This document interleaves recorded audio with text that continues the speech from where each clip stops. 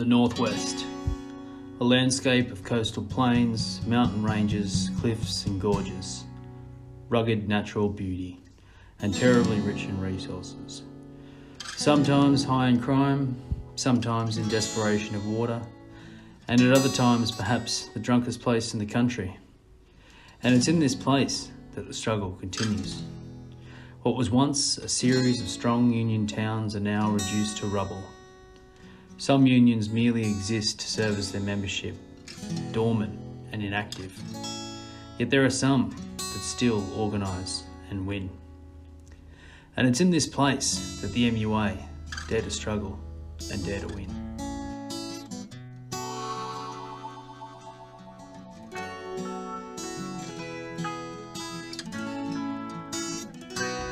Today's MUA, a division of the CFM, MEU, is a substantial amalgamation of unions.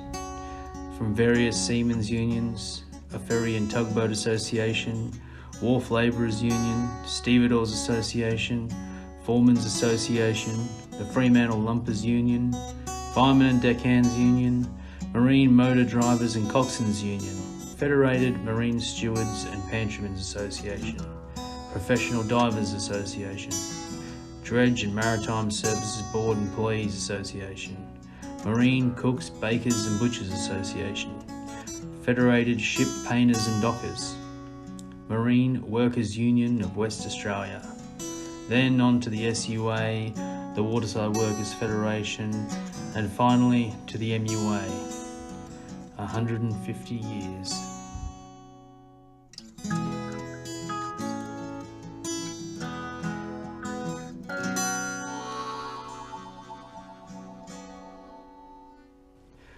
Back in 2009, 10, 11, 12, things were going off. Just another boom. And you take those gains in whatever way you can and you lock them into an enterprise agreement. And then, in 2016, 17, 18, 19, and even up until recently, it's been pretty dire. The downturn wasn't pretty for a lot of people.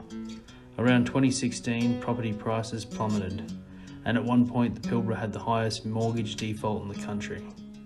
And now, in 2022, there's been a 50 to 100% increase in property prices. And further, the cost of living is through the roof.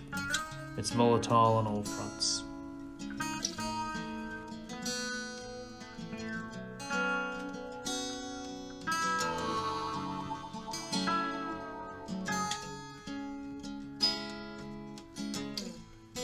After years of lobbying, the government lifted their bans on iron ore in the 60s, sparking a wave of prospecting, exploration, construction and export. Then with the explosion of oil and gas in the 70s and 80s, they cemented the Northwest as the resource capital of Australia. And with it come some of the largest, most rotten multinational corporations in the world and a shitload of workers.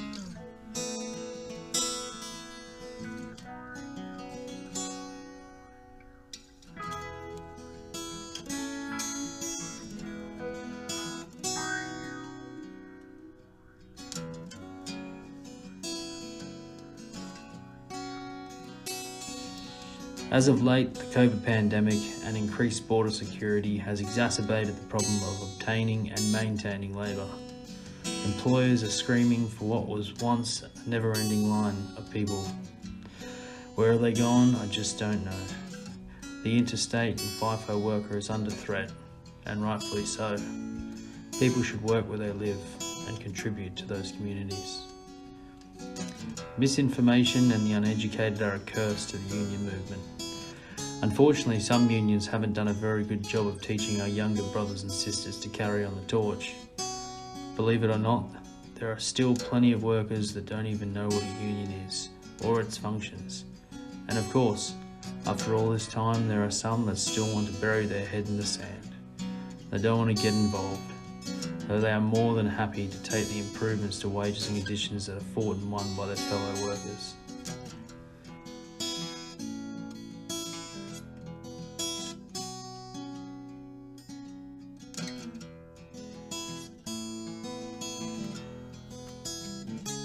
The Northwest is and will always be plagued by a high turnover of staff. leaving the organiser like a dog chasing its tail. Though that doesn't mean we give up. If we maintain 100% union density and 100% of those workers are active members, then there's nothing that can't be achieved. The tug of war between employer and union members will never go away. It's a jostle that will continue each and every day. We dare to struggle and we dare to win.